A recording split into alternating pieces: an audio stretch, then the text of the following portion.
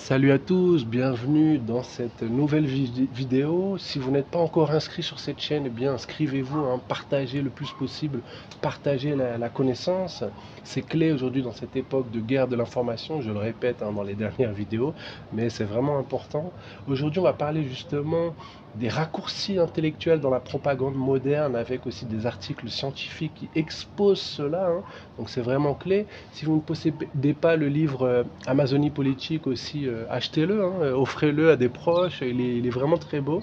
Et puis en même temps, vous pouvez acheter aussi un autre livre qui est très beau, qui est Chronique des ombres de la modernité. Il est poétique, il est profond, donc voilà, cette première partie un peu pub est faite. Il y a d'autres livres, vous pouvez aller sur amazon.fr, vous tapez Antoine Bachelin-Sénat, et vous allez voir tout ça.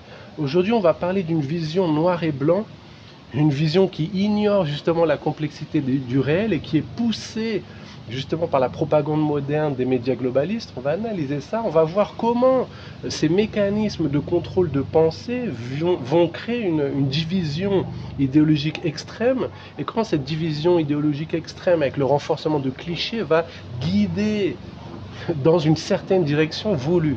Et nous, notre objectif justement, c'est de résister, hein.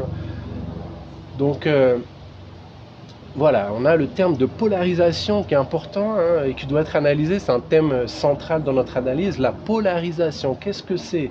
C'est une division idéologique extrême. En fait, ça désigne un processus par lequel les opinions, les croyances, les attitudes des individus ou des groupes vont se diviser en deux pôles opposés radicaux, et ça éloigne en fait les positions modérées centrales pour diriger et favoriser ces extrêmes idéologiques. Donc c'est expliqué, cette définition est issue en fait de discussions en sciences politiques, hein, et elle souligne une division extrême qui est voulue et qui va transformer en fait les débats en affrontements binaires.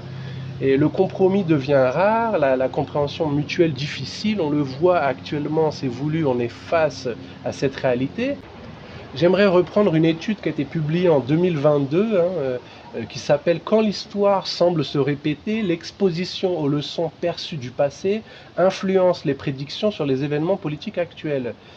C'est dans Social, Psychological and Personality Science. Et donc ça montre, écoutez bien, l'exposition répétée à des analogies historiques extrêmes peut altérer les prédictions et jugements politiques des sujets, avec un effet particulièrement marqué chez ceux ayant une connaissance limitée du sujet, et attention, atteignant un coefficient d'effet de 0,024, soit environ 25%, hein, d'influence accrue pour les individus moins informés. Donc on a une exposition répétée à des analogies extrêmes qui va altérer les prédictions et jugements politiques de 25% des sujets. C'est une recherche, vous pouvez rechercher, hein, c'est Juaria Gilani et différents collaborateurs qui vont démontrer comment des comparaisons simplifiées, et là c'est tout le rôle des médias globalistes avec leurs clichés, leurs caricatures, et les médias alternatifs aussi, certains influenceurs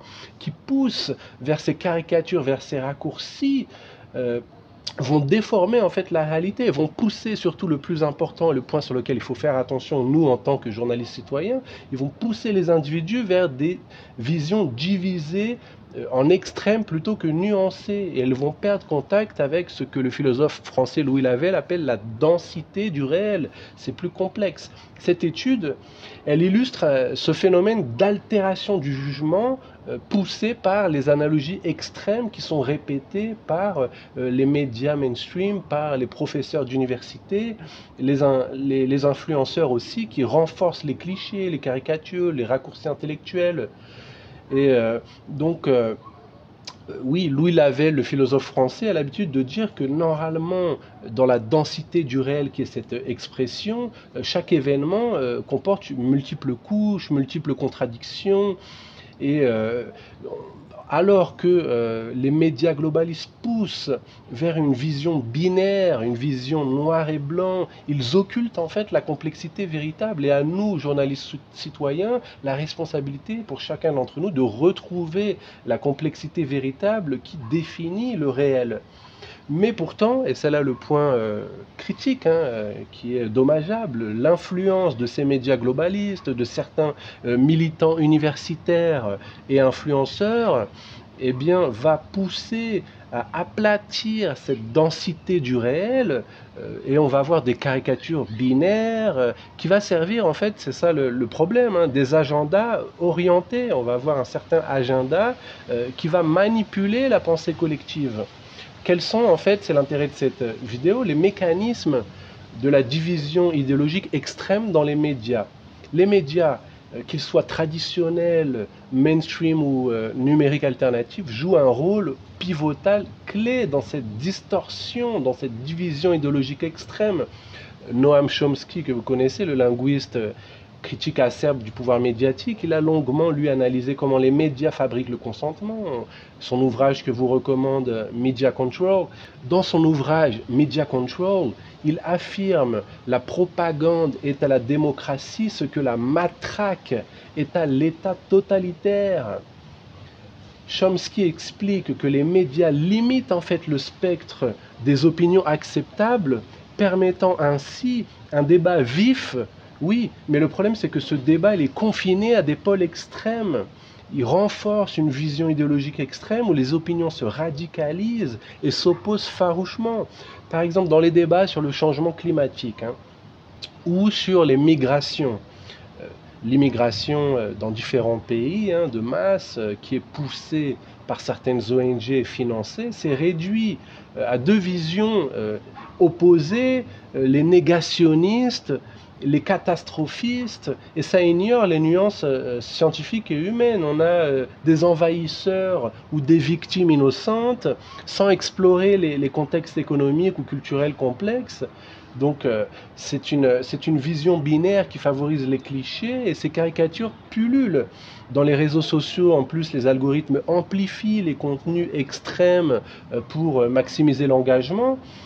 Il y a une étude intéressante aussi sur les effets d'écho dans les plateformes de vidéos courtes publiées en 2023 qui montre comment les algorithmes renforcent les opinions préexistantes, ils créent des bulles idéologiques où la nuance est absente, donc c'est renforcé. On a pour résultat une vision du monde en noir et blanc où l'autre est démonisé.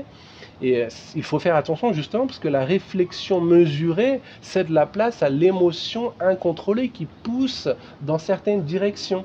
Les universités qui normalement sont censées être des bastions de la pensée critique, continuent paradoxalement contribuent et continuent à créer cette division idéologique extrême. On a Jonathan Haidt, un psychologue social, qui observe dans ses travaux sur la polarisation que les universitaires se lient en équipes politiques qui partagent des narratifs moraux. Une fois qu'ils acceptent un narratif particulier, ils deviennent aveugles au monde moraux alternatif. Dans les campus américains, européens, les départements des sciences humaines sont dominés par les idéologies progressistes.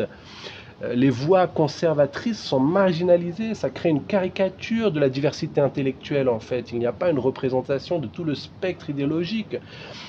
Justement, lui, ce chercheur, Jonathan Haidt, il note que cette division croissante est exacerbée depuis les années 2010 dans sa recherche, même si sur d'autres domaines on peut voir que depuis les années 70-80 ça augmente. Lui le note depuis les années 2010. Montre aussi une augmentation en fait des crimes de haine dont les médias globalistes se plaignent alors qu'eux-mêmes sont créateurs de cette polarisation. Il y a une fragmentation sociale qui est décrite dans son article qui s'appelle la spirale de la polarisation. Donc je vous invite à aller regarder son article de Jonathan Haidt, la spirale de la polarisation.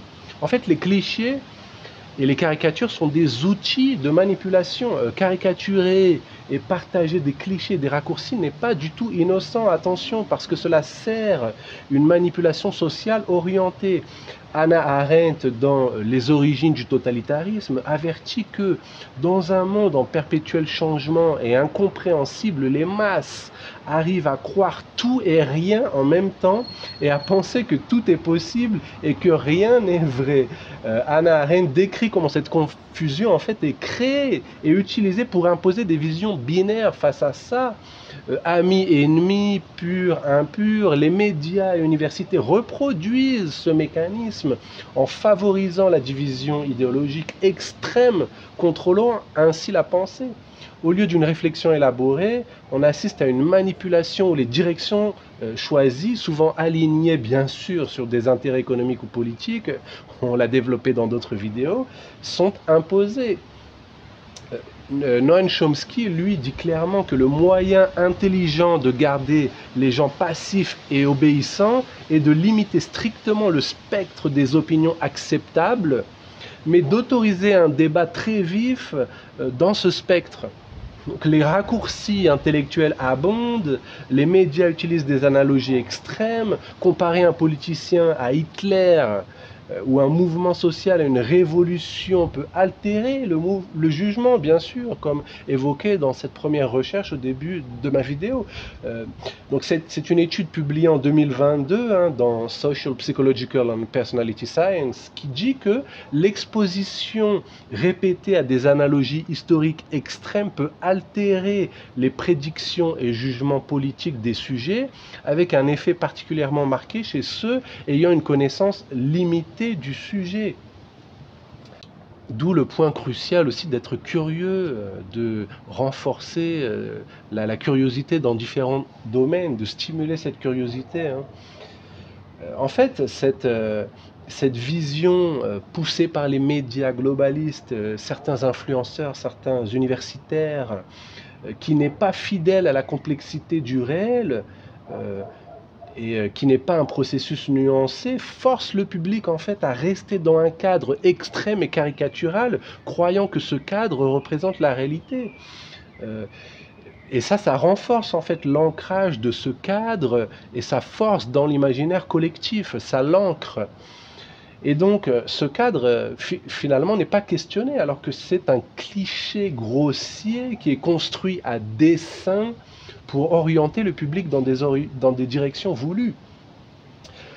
J'aimerais présenter ici justement la densité du réel présentée par le philosophe français Louis Lavelle, qui devrait être plus connu comme un antidote oublié en fait. Louis Lavelle, c'est un philosophe du XXe siècle qui offre une perspective rafraîchissante ici dans son livre La dialectique du monde sensible, que je vous invite à regarder. Il évoque cette densité du réel comme une profondeur infinie de l'être, où chaque moment est saturé de possibilités et en même temps de contradictions. Le réel n'est pas binaire, il est dense, il est pluriel, il demande une réflexion mesurée. Louis Lavelle écrit que l'analyse ne parvient jamais à épuiser le réel, soulignant sa plénitude. Les médias, certains universitaires, certains influenceurs, en faisant la promotion de visions binaires, trahissent cette densité, pousse des individus vers des directions orientées. C'est une manipulation qui contrôle comment les gens pensent, à l'école, dans les universités, dans les entreprises. Les programmes orientés renforcent souvent les narratifs. Cela forme des générations à penser en termes binaires plutôt que complexes. Quelles sont les conséquences, en fait, pour finaliser sur cette vidéo? Les conséquences sociales et puis ensuite, dans une perspective d'ouverture, les chemins vers une réflexion plurielle qu'on pourrait faire. Les conséquences de cette division idéologique extrême sont graves et poussent à une augmentation de la fragmentation sociale. Pour contrer cela, il faut promouvoir une pensée dialectique embrassant la nuance. Hannah Arendt nous rappelle que la vérité factuelle peut survivre aux distorsions, tout comme Noam Chomsky et Jonathan Haidt nous invitent à résister à la caricature, aux clichés et aux raccourcis. En conclusion, cette division extrême n'est pas inévitable. Il faut reconnaître ces mécanismes de manipulation. Il faut y faire attention et il faut cultiver une réflexion élaborée pour restaurer une vision plurielle du monde. Comme le dit Louis Lavelle, le réel est dense. Il est temps de l'explorer dans toute sa profondeur. Voilà, merci à vous, à la prochaine. Ciao, ciao.